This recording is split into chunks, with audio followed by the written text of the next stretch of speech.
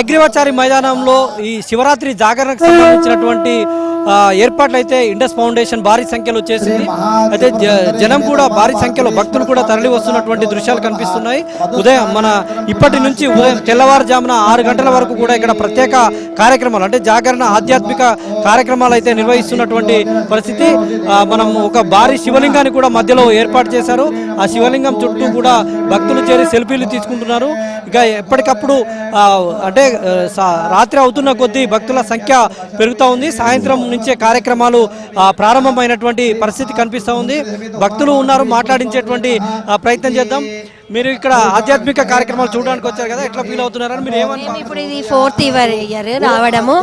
రాకేష్ రెడ్డి గారు తను స్టేట్స్ నుంచి ఇక్కడికి వచ్చి మన హైందవ ధర్మం గురించి అందరికీ తెలియాలి అని తను చాలా గ్రేట్గా ఇక్కడ ఏర్పాటు చేయడం జరిగింది. దానివల్ల మేము చాలా హ్యాపీ ఫీల్ అవుతున్నాము.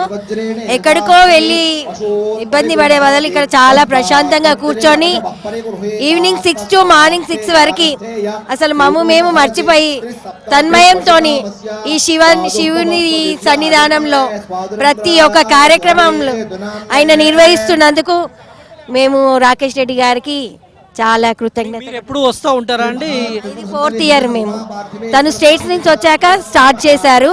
ఆ ఇయర్ నుంచి మేము ఇక్కడికి వస్తున్నాము. ఇది 4th ఇయర్ రావడము.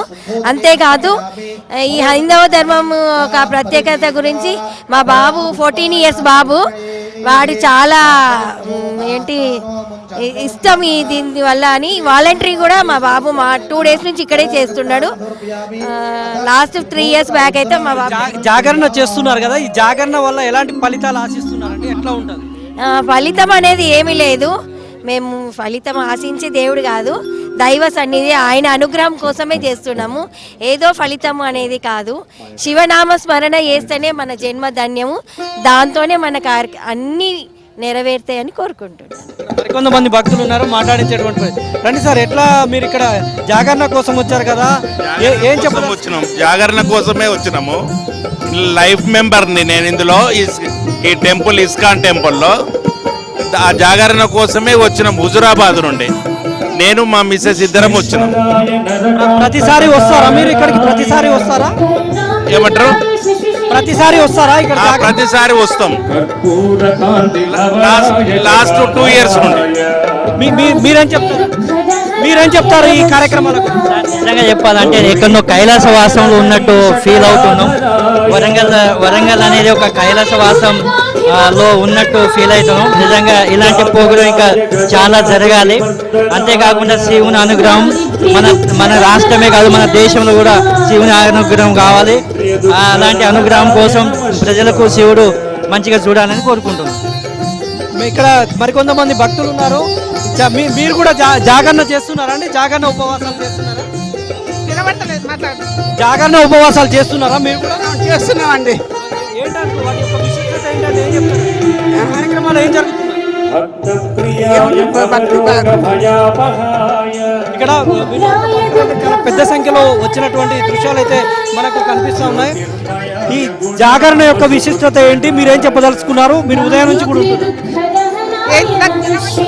అయితే పెద్ద సంఖ్యలో మనం చూడవచ్చు. భక్తులు అయితే పెద్ద సంఖ్యలో తరలి వస్తున్నారు. ఇక్కడ రాత్రి అంతా కూడా జాగరణ చేసేందుకైతే ఏర్పాట్లు ఇక్కడ ఇండస్ ఫౌండేషన్ ఆధ్వర్యంలో చేశారు. ఇక్కడే కాకుండా వరంగల్ నగరంలోని త్రినగరిలోని 1000 స్తంభాల దేవాలయంలో ప్రత్యేకించి ఆధ్యాత్మిక కార్యక్రమాలు నిర్వహిస్తున్నటువంటి పరిస్థితి కనిపిస్తుంది. తర్వాత మెట్టు రామలింగేశ్వర స్వామి, సిద్ధేశ్వర ఆలయం, ప్రముఖంగా చెప్పుకోవాల్సింది రామప్ప దేవాలయం. ఇక్కడ యునెస్కో గుర్తింపు పొందినటువంటి, ప్రపంచ వారసత్వ గుర్తింపు పొందినటువంటి కొంతమంది భక్తులు ఉన్నారు. భక్తులు మాట్లాడతామంటున్నారు. చెప్పండి, ఈ యొక్క జాగరణ యొక్క విశిష్టత ఏంటి? మీరు ఇక్కడ ఎట్లాంటి కార్యక్రమాలు లీడ్ చేయడానికి వచ్చారు? మేము ఈరోజు ఎర్లీ మార్నింగ్ లేచి కాలకృత్యాలు తీసుకొని మంచిగా శంకరుడికి అభిషేకం చేసి కొబ్బరికాయ కొట్టి ఉపవాసం ఉండి సాయంత్రం ఒక్క పొద్దులు ఇడిచి ఇది 114వ సంవత్సరం కుంభమేళలో వచ్చిన పుష్కర సందర్భంగా వచ్చిన శంకరుడిది. ఇది పెద్ద ఎత్తున బాగా చేసుకున్నాము. చాలా హ్యాపీగా ఉన్నాము. ఇవాళంతా ఉపవాసాలుండి నైట్ అంతా జాగరణ చేసి రేపు ఎర్లీ మార్నింగ్ పొద్దున్నే మహానైవేద్యంతో శంకరుడికి అభిషేకం చేసుకొని ఒక పొద్దులు విడిస్తాము. ఏర్పాట్లు ఎట్లా ఉన్నాయండి ఇక్కడ? చాలా బాగున్నాయండి, చాలా హ్యాపీగా ఉంది మాకు కూడా. ఈ వరంగల్ గ్రామానికి ఇంత పెద్ద ఎత్తున చేయడం అంటే చాలా వైభవంగా ఉంది, మాకు చాలా హ్యాపీనెస్ గా ఉంది. ఓకే అండి, మీరేం చెప్పదలుచుకున్నారండి ఇక్కడ జాగరణ? మీరేం చెప్పదలుచుకున్నారు చెప్పండి. కార్యక్రమం గురించా? హలో, నా పేరు భాస్కర్. నేను 40 కిలోమీటర్ల దూరం నుంచి ఇక్కడికి వచ్చిన. పీసరా, మా గ్రామం పీసరా. ఏనుగుల రాకేష్ రెడ్డి గారు గత 3 సంవత్సరాల నుంచి ఈ కార్యక్రమాన్ని నిర్విఘ్నంగా కొనసాగిస్తున్నారు, పార్టీలతో నిమిత్తం లేకుండా. ఈ భక్తుల అభిప్రాయం, పెద్ద సంఖ్యలో భక్తులు అయితే తరలి వస్తున్నటువంటి దృశ్యాలు ఇక్కడ కనిపిస్తున్నాయి. వరంగల్ త్రినగరిలో ఇట్లాంటి ఈవెంట్స్ కూడా చాలా చోట్ల ఏర్పాటు చేశారు.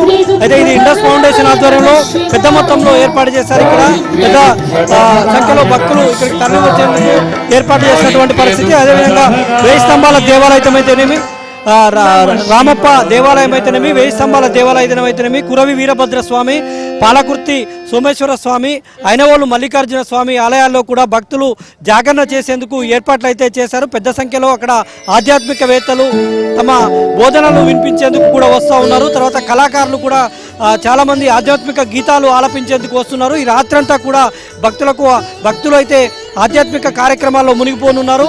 శివనామ స్మరణతో ఒకవైపు ఆలయాలు మారుమోగుతున్నాయి. ఇట్లాంటి ఈవెంట్లలో కూడా శివభక్తులు అయితే భారీగా తరలి వచ్చి ఉపవాస జాగరణ కార్యక్రమాల్లో పాల్గొంటున్నటువంటి పరిస్థితి కనిపిస్తోంది.